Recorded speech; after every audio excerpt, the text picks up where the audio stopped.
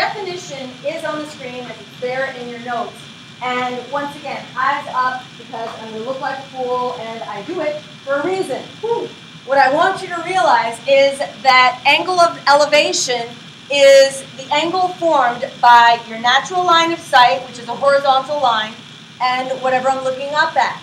That's angle of elevation. Whereas angle of depression means I'm looking down at something. Again, my natural line of sight, because we are primates, our natural line of sight is a horizontal line.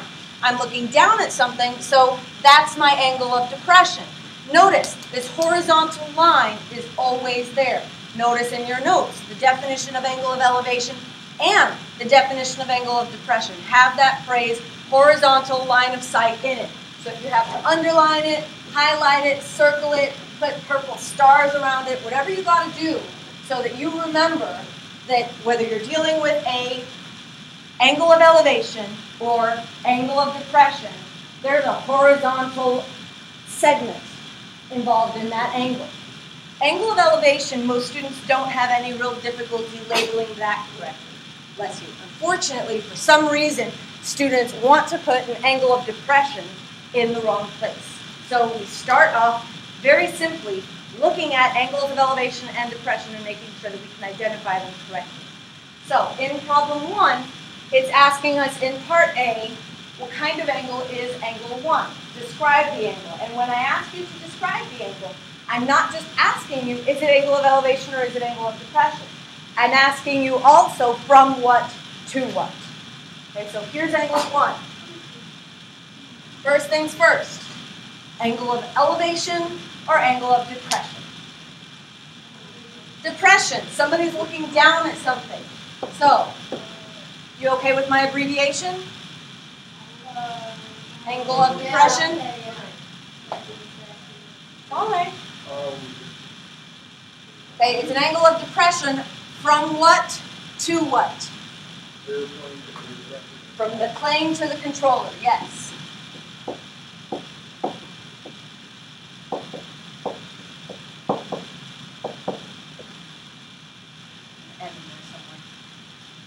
Okay, part B, angle 4. That's this angle. First things first, angle of depression or angle of elevation? It's an angle of elevation. Somebody is looking up at something. So who is looking up at what? Or what to whom, whatever. From what to what? The ground crew to the controller. Yes, thank you for bringing that up. Because there's that verbiage, notice, from something to something. So it's an angle of elevation from ground crew to the controller. Please take a moment and work through the one point that I want to address. If you're having difficulty seeing whether it's angle of elevation or angle of depression, one thing that I've found helpful is always remember there's a horizontal line in this angle. Look at the other side of the angle. Is the other side of the angle going up or going down? That other side of the angle tells you exactly what you need to know. Okay, we have from this screen what we need? Not yet.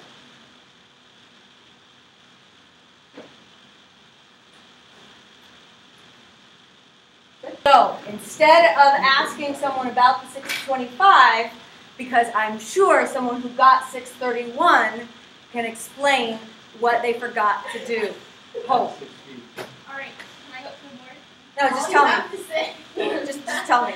Alright, well I found the tangent there too. What did they forget? They forgot to add the 6. Right, that's what they forgot to do. You have to take into account the height of the person taking the measurement. Okay? To clarify, gentlemen and ladies, I'm running out of time. Just in case you are one of these answers that was way off and didn't know what you were doing, and again, I'm not ever interested in shaming anyone that got the wrong answer. Yes, ma'am? I don't even understand how they got 6. Okay, so a diagram would look like this. I don't know how tall the rock climb, how high above the ground the rock climber is. That's the x that I need to solve for. I know my angle of elevation is 32. I know that I'm 1,000 feet from the base of the cliff, and I'm looking at the screen and I see a 62. I know in my going around I saw at least one person accidentally drop a 0 in your calculations. That may have been something that happened in your work.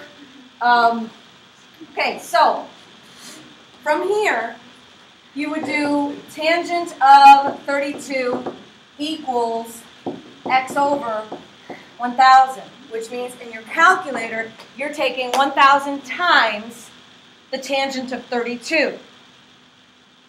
And your calculator is spitting back approximately 625.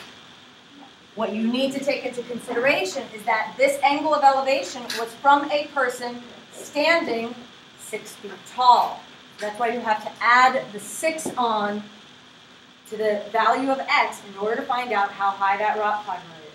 This is a deep, thinky question. As I've said before, that EOC is going to expect you to be able to make connections. Okay? I think the EOC, I heard that, yes. If it was like 6 feet underground, like I know would you use the just subtract it instead? And you bring up a good point. Suppose somehow someone is, let's say, underwater. Or you get what I'm saying? Yeah, absolutely. It could happen. Okay? Okay, in problem 3, this is an angle of depression problem. And the first realization you have to make is to come to terms with the fact that your triangle is not going to look the same. Your angle doesn't look the same. Okay, angle of elevation, I'm looking up at something. Angle of depression, I'm looking down at something. All right, so looking down at something means my diagram starts off looking like this. Okay, so the rescue worker is located 175 feet above the ground. So that's this segment here in a lighthouse.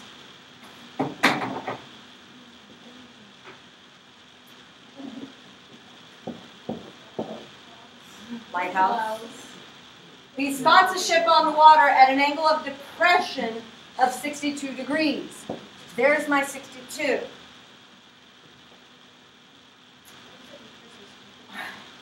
And it's asking how far from the base of the lighthouse is the ship. There's my X. In case you haven't figured out, my ship is here.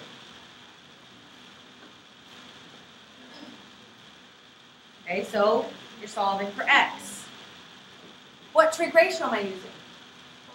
You're always using In general, tangent is the ratio that we end up using most frequently than others when we're dealing with situations like this, because it's easy to measure horizontal distance. It's easy to measure a vertical distance. You don't see too much of this unless, thank you for bringing it up, unless, oh gosh, he's like, darn it. It's going to be on the test. There's going to be one question. Like, well, think about it. I'm trying to expose you to, situations. If you're flying a kite. I hate kites in math in general. Okay, I think you'll get over it though. Okay? So, if you're flying a kite,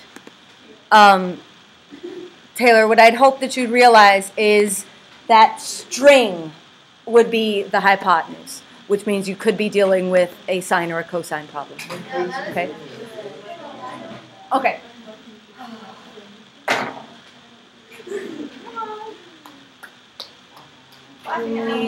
Okay, so tangent of 62 equals 175 over x. This time you will be dividing the number by the tangent. So 175 divided by tangent of 62, and it is 93.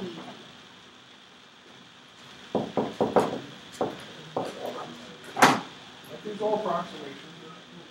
Yes, the instructions say good news. Our overwhelming answer is the correct answer, 6. A couple of gentlemen and ladies, if I had to guess what happened, still waiting.